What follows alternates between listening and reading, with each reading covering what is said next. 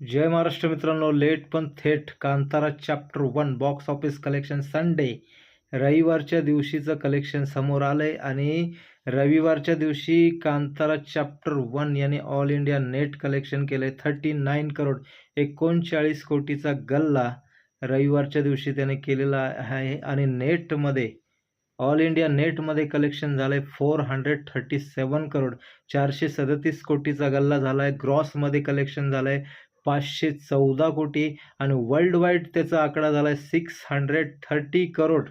हो, 600. आणि रिषभ शेट्टीची जादू बॉक्स ऑफिसवरती बघायला मिळते आपल्याला आणि त्या सिनेमाने सगळ्या सिनेमांचे चॅप्टर जवळपास क्लोज केलेत बॉक्स ऑफिसवरती आणि 600 करोडचा गल्ला पार केलेला आहे.